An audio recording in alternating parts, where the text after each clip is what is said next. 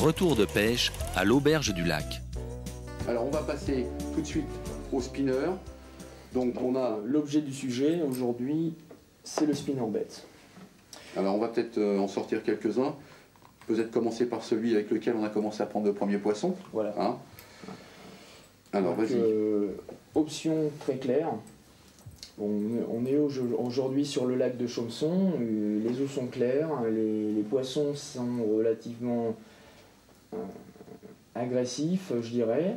Et puis et un cheptel important.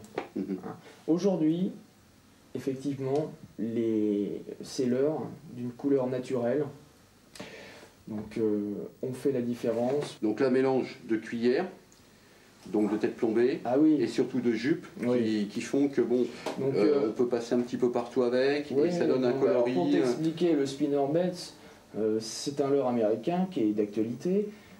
On ne sait pas vraiment, moi personnellement, moi je pense aujourd'hui que c'est censé imiter un rassemblement de poissonnets, aussi bien 2 par 7 cuillères, ainsi que celle-ci, et ainsi que ce leurre, puisqu'on peut parler de leurre, puisqu'il y a une mobilité. On ne sait pas très bien ce qui déclenche le réflexe carnassier, mais ça marche très bien. Les flashs aussi je pense que c'est pas innocent. Le flash, l'imitation écaille, tout le monde en parle. Aujourd'hui, c'est plus hardi. Je pense que... Alors, des grammages différents. Donc celui-là, 10 grammes, donc celui qu'on avait pris. Et puis, si on veut prendre donc, le même, puisqu'ils existent tous donc, dans les mêmes coloris avec les mêmes grammages. En l'occurrence, celui-là, bon, on a les mêmes types de cuillères, sauf que... Voilà, une ondulation un peu plus importante, d'un système, ce qu'on pourrait appeler d'une action plus profonde. C'est pas toujours facile. Une ondulation un peu plus importante, de par le fait de ce rond, quoi, en fait. Tout à fait. Alors, on va montrer quand même, parce que là, bon, ça c'est des cuillères, donc plutôt à vocation blanche. On a la possibilité... il y a des trucs tout à fait... Donc celle-ci, c'est des blanches aussi, sauf que là-dessus, à la place d'avoir quelque chose qui imite, en fin de compte, le poissonnet ou l'alevin, vers les tons naturels, on est avec un ton un petit peu jaune. Tu peux tomber tout de suite sur le un peu plus foldingo, entre guillemets, on va dire. Sur du fluo. Foldingo, moi j'appelle ça foldingo. Voilà. C'est fluo, c'est... Donc là, on continue, donc toujours pareil, donc cette fois-ci donc en rond, et puis on a cette couleur-là aussi, donc qui est une couleur où là, on retombe encore, j'irais dans les couleurs qui se rapprochent du poisson, avec du bleu ou du vert. Beaucoup moins scintillantes, plus foncées, plus sobres et qui se rapprochent beaucoup plus de l'effet naturel. Et puis, alors, un modèle qui est un petit peu différent. On va tout démonter, puisque c'est fait pour ça.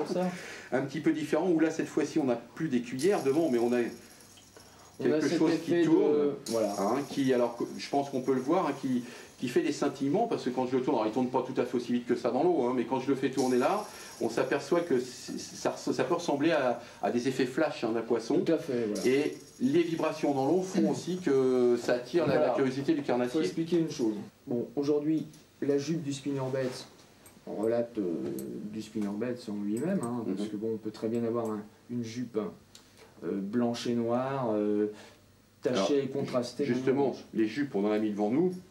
Ce qui est important, c'est que sur ce genre de leurre, ce qui n'est pas le cas de tous les leurres, on peut, comme tu disais, puisque la jupe, bon, au départ, vous avez vu, ils sont équipés directement avec la jupe. Bon, celui-là, il est équipé avec une jupe qui est plutôt grise, noire. Bon, l'autre va être un peu verte. Mais imaginons que vous souhaitiez conserver ce type de cuillère, c'est un style blanc-noir. Parce que quand on naturel, quand on regarde, éventuellement, puisque on peut avoir du fluorescent. Voilà, souvent la palette est un peu harmonisée à la jupe. Donc si vous souhaitez par contre changer, c'est-à-dire que vous considérez que vous voudriez mettre du vert là-dessus, vous dites c'est dommage, vous n'avez pas peint la jupe en vert. Donc ce qui existe aujourd'hui, c'est toute une gamme de jupes. Voilà. Bon, alors, je vous en montre quelques coloris, mais aujourd'hui, il y en a plein d'autres sur le marché. Il y a plein de trucs. Et si vous avez je dirais la bonne cuillère qui tourne avec la bonne couleur, parce que vous êtes sur des bandes alevin avec un carnassier qui est derrière, donc fatalement vous dites il faut que je reste sur un peu le coloris d'alevin, mais bon, la jupe est peut-être moins attractive, parce que peut-être qu'il faut y rajouter un peu de fluo ou un peu de noir, parce que comme on disait, en fonction de la couleur du fond, et à ce moment-là c'est tout bête, hein, c'est un élastique, hein, on enlève cette jupe là, on en met une autre, et puis on essaye à ce moment-là de le rendre plus attractif. Voilà. Hein. Donc l'histoire des jupes, pour te dire, pour donner une petite astuce que chacun J'espère bien que tu es là pour ça. Que chacun prendra pour soi. Il faut savoir une chose, c'est que plus les couleurs sont foncées, plus le poisson voit la couleur. Donc ce qu'on voit le plus aujourd'hui, et notamment beaucoup de pêcheurs très techniques là-dessus sauront le dire, ce qu'on voit le plus dans l'eau, c'est le noir. Mais c'est bien sur le principe d'avoir un petit peu de tout, de façon qu'on puisse avoir le mélange. Il faut avoir de tout, mais il faut vraiment dire une chose, c'est que le phosphorescent comme le fluorescent révèle et réplique sur de basse surface le réflexe carnassier.